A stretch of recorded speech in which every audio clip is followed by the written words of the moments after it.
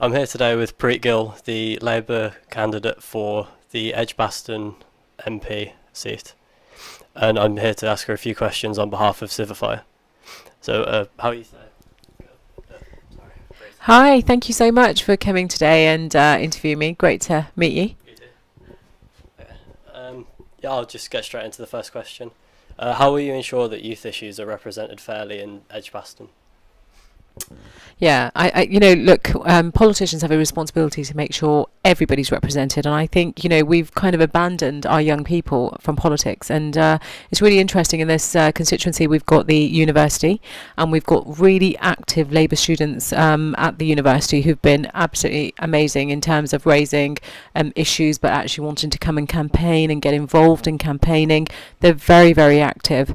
I think, there's a lot of things that are going to impact young people. The Tory cuts, as we know, around access to housing benefit for 121. We talk about homelessness, but actually we're then putting our young people in a position that they could also end up being homeless, especially if they don't acquire employment. I really want to engage young people. I've been, this is not something I want to do just now because I'm the candidate here, but actually in my role as a Samuel Council and Cabinet member, I regularly go out and speak to secondary schools and their school councils to talk to young people. And I remember the last time I visited, it was just amazing actually how much young people know about politics and how they were able to articulate very good questions that you'd expect sometimes from adults. So I think it's really important that actually schools, whether it's primary, secondary, start having conversations and getting young people to think about democracy, how we vote, why we vote. It's great that in my daughter's class, she's 6, she's the school counsellor, and they had a democratic vote and they had to speak out in front of the whole class and say, why should you vote me? And it was great to see her get involved, and I think absolutely right. It's amazing to see her do that. But I think we see a lot more, from the youth parliament, we've seen a lot more young people engaged, so colleges and universities, seeing young people more active, and actually young people need to really be engaged with politicians and work very closely with us to tell us about the issues that matter to them, so that we absolutely champion them, we absolutely campaign on their behalf. And look, Birmingham's population, half of Birmingham's population is under 30. We absolutely must engage with young people, and they're our future generation. They're the ones that we need to absolutely invest in. So I'm really keen. I really am. I think it's a really exciting time for our young people as well. Thank you. Okay, second question. What will you do to improve youth participation in politics in the next parliament? I think you've already said a bit about it, but have you got anything to add? Yeah, look, I think the Young People's Parliament is absolutely fantastic, and in Westminster we've seen young people be so active and talk about the issues that really, really matter to them. But I think we need to be much more proactive, and it's what we do in our constituencies as a Member of Parliament. So working very closely with the university isn't just about engaging with the Labour students, it's actually engaging with all the students, because actually the constituency is very diverse, and it's about having regular conversation, but I'd like to invite them to Parliament and Westminster and encourage our young people to actively participate and think of politics as a career.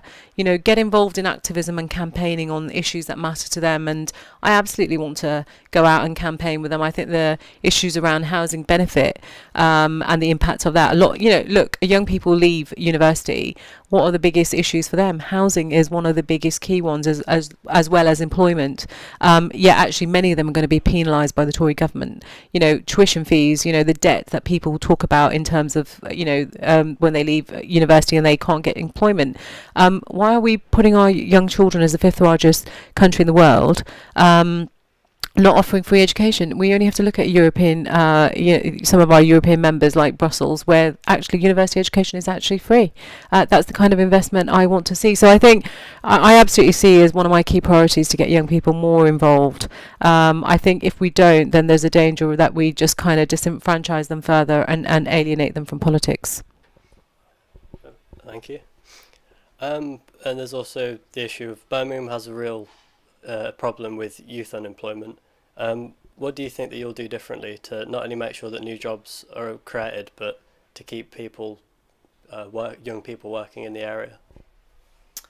Yeah, it's a really good point. I mean, we look at skill shortages of young people leaving school and university, and obviously those young people that leave university here, we want them to stay here and invest in terms of their experience and their skill set to local economy here.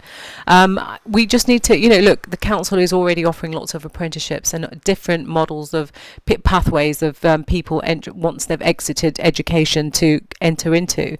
I think the apprenticeships are great for a lot of young people that don't want to go on to college or university, but also want to develop a particular experience. For example, we have Jaguar London over here actually, and lots of people have applied for apprenticeships there. There is a lot more on offer, and I think what we need to do is make sure that young people are aware of it. But also there's a lot about careers, what we're doing about careers when young people are in schools and colleges, and helping them understand about what are the skill shortages of the future in terms of employment here. What does the manufacturing industry offer actually? There's some amazing work that's being done here, but actually our young people are leaving school or university or college without the right skills to actually get those employment. And so there's something about how we work with businesses and schools very, very early on, and we build those links. A lot of businesses will say that a lot of young people don't have the softer skills that's required in terms of entering employment, and we absolutely must address those issues and concerns. But we do need to build better links with education and our business community, so we can find the right employment for our young people. Thank you. And finally, why do you think personally that young people in Edgbaston should vote for you? I am a strong voice for the people here in Edgbaston. I was born, raised, lived and worked in the constituency. My background is a children's services manager. I'm also a councillor in Sandwell, and I'm the cabinet member for public health and protection. I sit on the West Midlands Police and Crime Panel and the only female sub on the West Midlands Combined Authority. I come with such a diverse range of experience. I'm really keen to engage with young people and listen and sort of get them on board.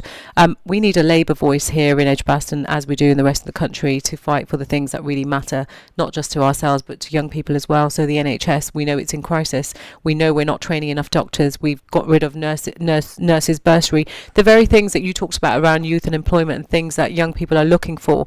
That's what the Labour government is going to invest and make sure that we ensure that we have a skilled workforce, so we're not reliant upon people coming from different parts of the country to meet the skill shortages that we have here. We absolutely must train and invest in our young people. Education cuts, this constituency faces 8.5 million from every primary and every secondary school. That's not an investment in our young people. That's not saying actually we want to prioritise and invest in you. Making cuts and putting more pressures on schools and making sure then that we're actually increasing class sizes and lowering educational attainment. Some of our young people are in very difficult schools which face lots of pressures already, and then to further put pressure on them is not really giving our young people a better chance. But actually having a Labour voice here is absolutely standing up for young people, and that's why I want young people to come out and support me, because I will be a very strong voice for them, not only a champion but someone that absolutely engages and takes them with me on this journey, and really excited about it. So thank you. Thank you very much, Preet.